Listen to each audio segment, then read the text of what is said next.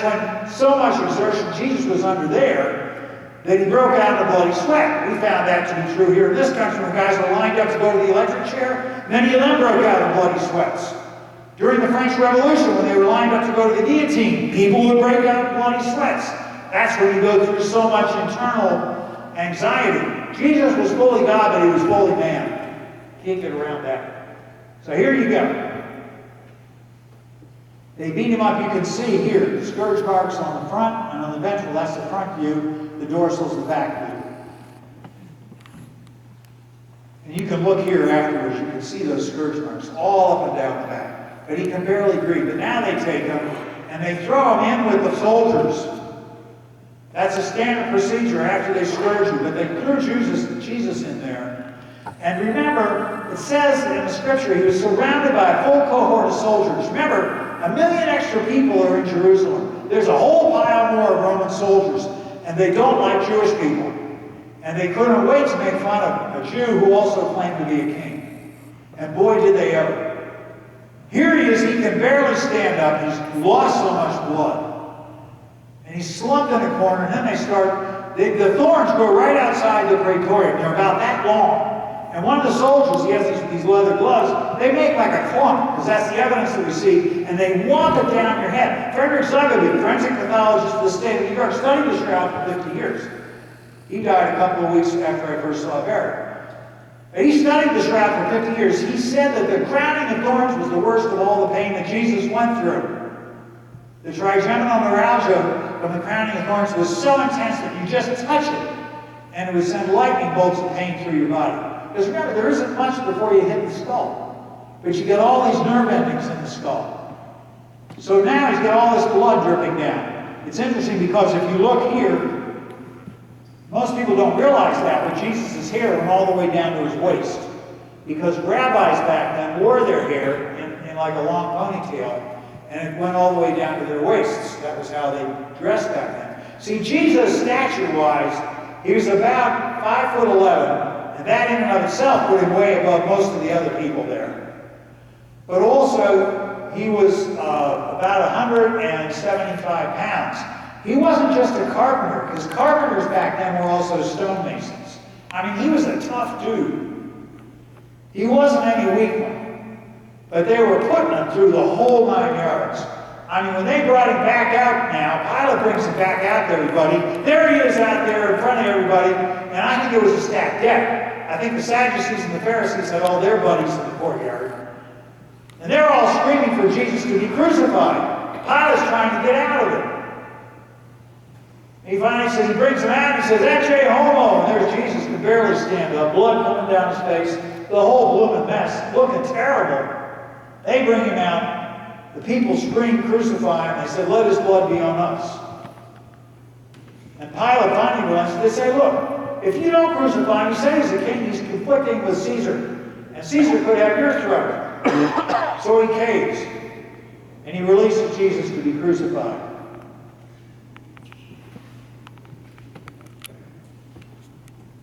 That's the blood coming down the back. You can see the hair. So what does he do? Well, he doesn't give him this big 350-pound cross. Like so many of our pictures show, we sanitized our crosses for one. He didn't have any clothes on the cross. He was naked. That's how they crucified you back then. But they didn't give him a 350-pound cross to bear. I mean, I don't care if he was... Arnold Schwarzenegger couldn't have done what he went through, if you remember Pumping Iron back when. I mean, they literally brutalized Jesus. He didn't have anything left in him. What they did was the standard. They gave him the patibulum, the crosspiece. That weighs 50 to 80 pounds. That's what they gave him. But even then, they didn't think he was going to make it. They had a quatarium of Roman soldiers, 4 soldiers headed up by a centurion. Their job was to get him to the place of execution without dying. If they failed at doing that, they were in trouble. That was the job. Therefore, I believe they tapped Simon of Cyrene early in the game. And those streets were ruddy. They weren't macadam streets like we have here. They were ruddy. They had big holes and everything else in them. And the route of crucifixion was circuitous, designed that way to bring him in front of as many people as possible. Because that's how they did it back then with criminals. They didn't want people committing crimes, so they wanted to bring them in front of everybody. So Jesus is going through this horrendous walk. You can see here, there's the abrasion on the shoulder from the patibulum. Most likely he carried half of it on the shoulder, and Simon of Cyrene probably grabbed the other half.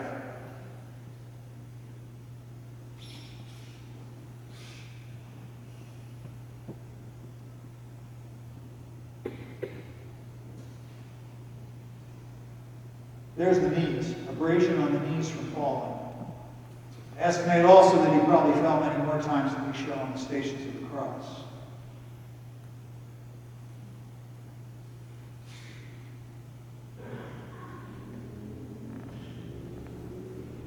That's the destination point, the place of the skull. Before he got there, a major event happened. When he walked outside the walls of Jerusalem, he became the blood sacrifice for all time. Up to this point, you had bulls, rams, lambs, goats, everything killed for sin offerings. And then what was left up got thrown outside the city walls. Criminals were crucified or killed outside the city walls. That's where sin lived, outside the city walls. Jesus became sin. History stood still because all of those sacrifices were leading up to and pointing toward that one moment in time when he took that thing, barely able to walk, outside the walls of Jerusalem. And he heads to this place here, the hill of Golgotha. There's just a quick rundown of the body there.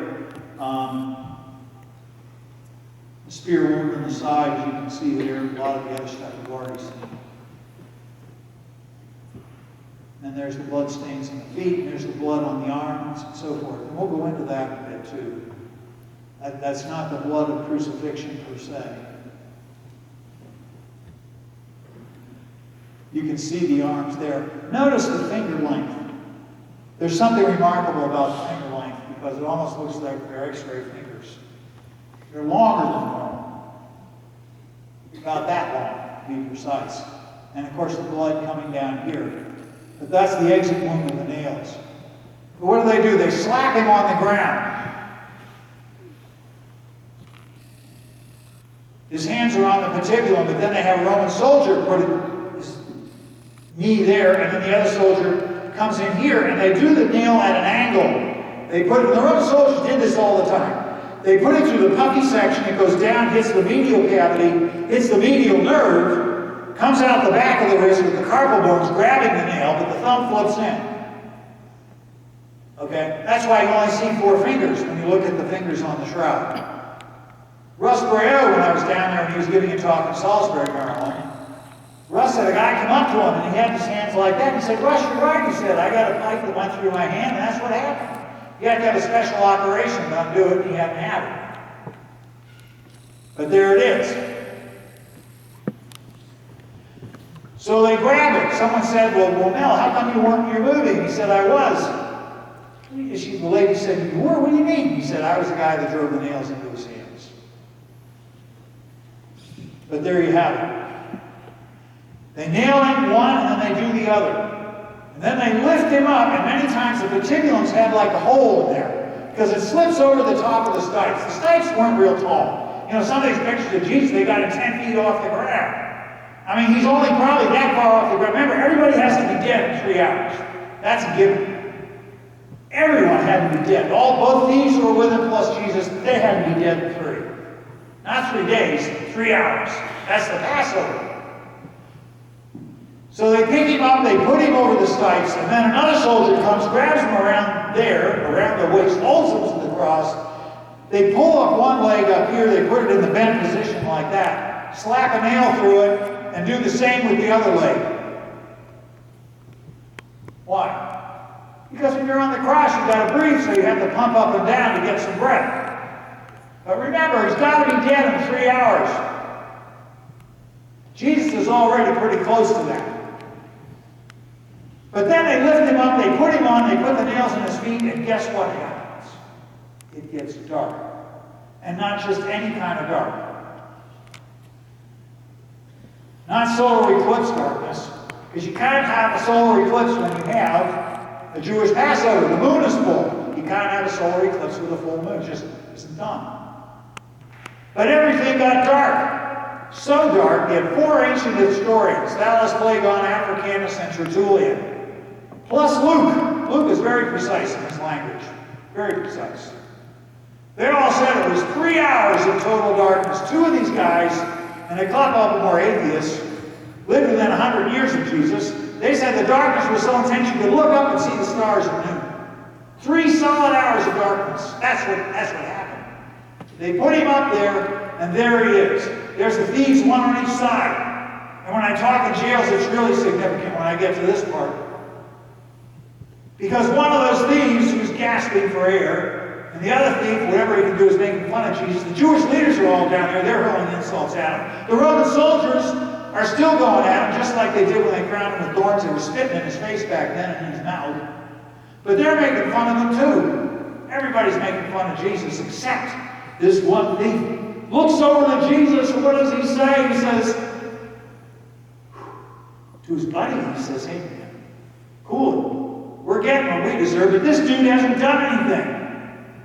And then he turned to Jesus and he said, remember me.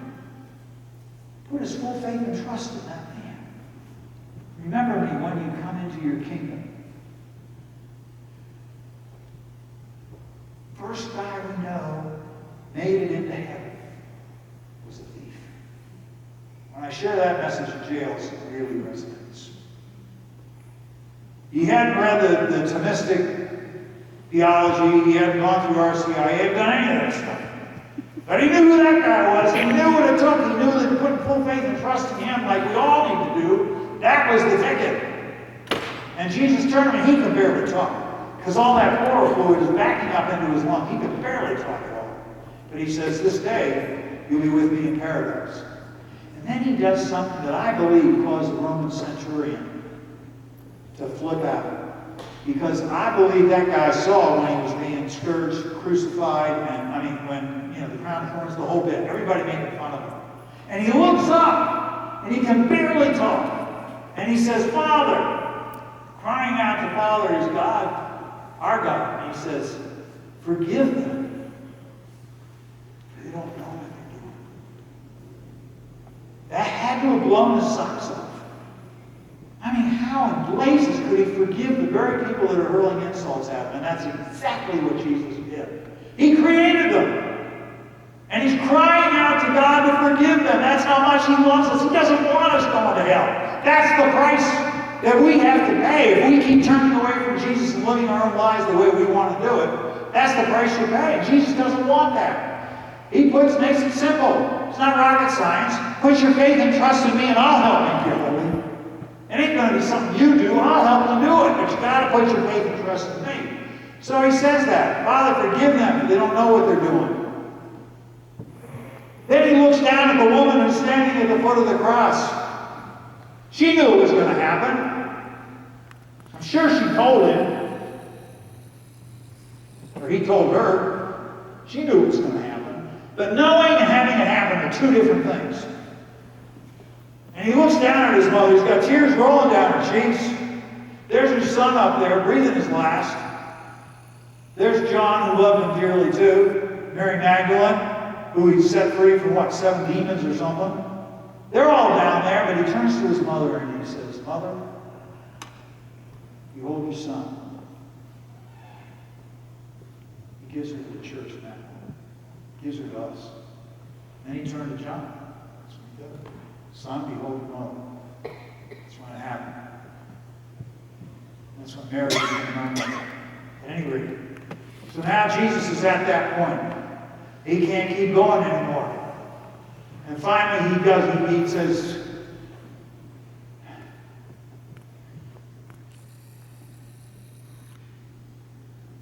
he looks up and he says, my God, why have you forsaken me? And he does. The moment he died, they traced it back through drills in the ground. They found there was an earthquake occurred right at that moment through the stratification. And in that zone, there was an earthquake. But back down at the temple, a whole lot of stuff was going on. The curtain of the temple was that thick, 30 at think it was 60 feet tall, 30 feet wide, split in two. That very day, Jewish priests were becoming Christians. When they saw that happen, they knew the Holy of Holies was rent asunder. Why? Because it shifted position. Now it was out there on that hill in Golgotha, place of the skull. That's where the Holy of Holies was. And he dies. You can see where the blood that you see coming down the arms, the blood when they took out the nails, that's the blood that came down. The other blood, when they took him down from the cross, they washed that off. Any blood that he bled while he was dying, like on the cross when he was going through it or from the scourging, they'd wipe that off for the most part. That's Jewish burial. And the next thing they do is you can see the blood stains at the back of the hill. But he breathes his last, but they have to prove that he died. So what do? The Roman soldiers have a spear like that. It's about that long, just for that purpose. And they shove it between the 5th and 6th ribs. They push it into the pleural cavity, and it keeps on trucking until it hits the pericardial cavity, where the blood is, right? And then they yank it out. It's interesting, the choice of words. The choice of words says, immediately there came out blood and water. If he wasn't dead, there would have been a hiss of air and so forth. There was none. Immediately there came out blood and water. The other guys were still pumping away trying to make it. The soldiers had to take care of them because the sun was getting ready to set. And they have two things. Usually one is wood or one metal. And they come by and they break your shins. Literally. And they went to those two other guys, the two thieves, and they broke their shins. You're dead in 15 minutes flat. Because you can't breathe. You can't even push yourself up and down anymore. So now they got to get everybody down from the crosses. Jesus, they have to get down. But the first thing they do with him, because it's Jewish burial custom, we'll get into that, there's a nail. They found very few nails going through feet because they were either kept as souvenirs or reused. But they found a couple in a pile of broken bone bodies that they found. Archaeologists found. That son could be experimenting on his own son. 50 years of research on the shroud. He didn't kill his son, but he put it through it to try and figure out what went down with the crucifixion. He felt that Jesus most likely died from cardiac arrest. Probably a combination of suffocation and cardiac arrest. But there he is. So now what happens next? Well, now we go to Salvador Dali's painting because now he's died. He's done the deal. He took on himself all our sins. He's died. The story ain't over yet. But this is where it is. So what happens next? They take a cloth about yay by yay. It's called a sudarium. Remember I said there were some relics that were squirreled away and one of them went to Oviedo, Spain? That was the sudarium. The sudarium is very hard to get a look at. Barry had to go to the very highest levels of Spanish government to get a peek at the sudarium. They did get scientists to look at it and they dated it to 600. Again, pulls it way out of the Middle Ages. But what do they have there? How come they say the sudarium, this is the real deal? Why? Because of this. Look. Back it up a minute. Sorry, I went too fast. But the blood on the sudarium matches the blood on the face of the shroud. Again, lines up. A court of law would say one comes from the other. So now they wrap that around your head when you're on the cross. And then they take you down. They take out the nails, and that's when all the blood comes out, and the feet comes down the arms. You're frozen in rigor mortis, your arms are. It sets in when you die on the cross, sets in fast. The arms, they had to break the rigor. You cut here and you press here, so the arms fold over like that. That's called breaking the rigor. But they're frozen when they came down. At any rate, they wrap him up and they take him into the tomb. And this brings us to the last part, the resurrection. Remember what Paul said, if he just died and didn't rise, our faith is in vain? But if he rose, we got something else going on here. Early Christians knew that he rose from the dead. So many of them went to the lions. They wouldn't back down in their faith. But there it is, the resurrection. What do we know from the shroud about the resurrection? Did it happen? Well, we're looking at let's look at the face again. So much detail in the face, no sign of decomposition. The details in the face are so precise, so clear. There's just no way that they could have normally gotten on there. They tried to duplicate that, they've not been able to do it. I've seen pictures, it's just no way. They don't look at all like that. That has all the detail and all the emotion, everything. So what do we have? Well, there's no image formed under the bloodstains. The image is over the whole blooming thing. Okay? The blood's underneath it all. The image is only 0.000028 deep on the material. That's half the diameter of a human hair. That's the depth of the image. Body parts still in rigor mortis. That puts it in the resurrection time zone. 3 days, 60, 70 hours, all rigor mortis leaves the body and decomp sets in. Shroud face shows very little distortion. We already talked about that. The image present only on the top, we just covered that. Image density on the fibers is the same throughout. That's interesting. The image is made up of pixels. Those of you that are into computer stuff know what pixels are. But it's made up of pixels, tiny dots. Every dot has the exact same coloration throughout 14.5 feet. That is so remarkable, the scientists just couldn't get over it. 14.5 feet, every pixel is identical in coloration to the next one. Where you get the shading on the shroud, there's less pixels in areas where the body's further away. But also, look, we have this on the back, with the back sides on the shroud too, with detail. I mean, they didn't have a glass plate with a camera underneath it when they put him in the tomb. How in blazes did you get such a clear-cut picture of the back that didn't show any splaying out of the buttocks? It's almost like they feel that the body was, when the resurrection happened, was perpendicular. But the energy, that's the thing that Guilio Fanti and these engineers at Padua University have been really working on. And another engineer is a chief physicist at General Atomic Labs in San Diego. When I was at the last International Shroud Conference, I ate with both those guys. But what they found, they estimate the amount of energy needed to get the image on that shroud is something like 14,000 billion watts of power to get that image on there. And it occurred in 1/26 millionth of a second. And to get that kind of energy on there, they estimate, because the closest they've been able to come up to what that image with the pixel characteristics were is the excimer laser that we use in semiconductor production. But the best they can come up with is a piece about like that. To get the image on the shroud would be the equivalent of 14,000 excimer laser machines. But then it would still have to produce the image. And there it is. But the negative is a positive. That's probably still the biggest of all of them. It's still an article of faith, though. We don't take away the faith. The church doesn't say you have to believe the shroud's the real deal. It's up to you yourselves. But I'll tell you one thing, it's the greatest evangelistic tool you'll ever come up with. You can walk up to virtually anybody and say, man, I just saw this great talk. I heard this talk. It's about the shroud. Oh, man, I've been watching the shroud. That's pretty cool stuff. Yeah, what did you find out? And the next thing you know, what are you doing? You're starting to talk about Jesus. It's a natural. And you can tell him, why did he do it? He did it because he loved them.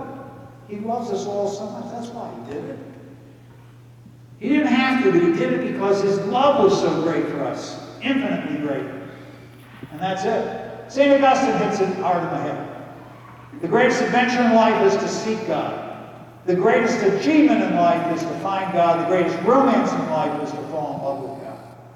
It's that falling in love with God. That's what the shroud will do to you. If you see what he suffered for you, come on up and take a look at it. If you have questions, please feel free to ask. But that's the end of my talk.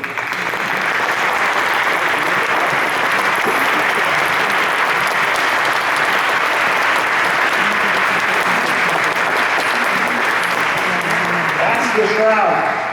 This is what's even greater than the shroud, and it's this. This is what I give you myself. That's what we have behind this screen in that tabernacle is the real deal. The actual resurrected body and blood of Jesus is in that tabernacle. That's the mind world. Does anyone have any questions? We can pass the mic. Does anyone have any questions for Mr. Wingard? Feel free.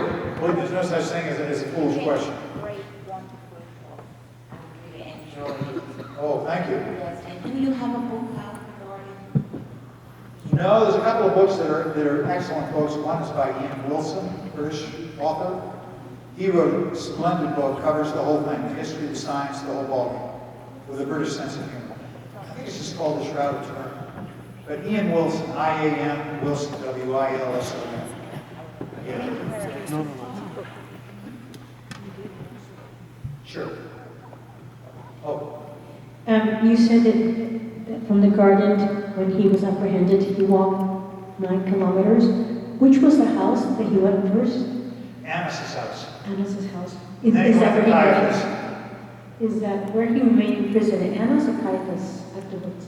It was Caiaphas after Annis. Caiaphas was the real dude because he was the reigning high priest. And he's the guy that had the power to put the kibosh on Jesus. You know, I've been to Jerusalem, and there is a church where St. Peter being sat with the gallows crook. There's like a dungeon there. Is that the place? They said it was the basement of Caiaphas' house. Yes, same place. Same place. There you go. Brother confirms what you just said. There was a face there that was imprinted on the... Pardon? There seems to be like a face there imprinted on the wall on that dungeon. Yeah. And they lowered him down in with ropes and hauled him back out in the morning when you could get out of there. Yes. Questions anymore? If not, you can come see me afterwards too, but make sure you take your camera and take a picture of the face and do the reverse image, and that's when this face will show up. Yeah.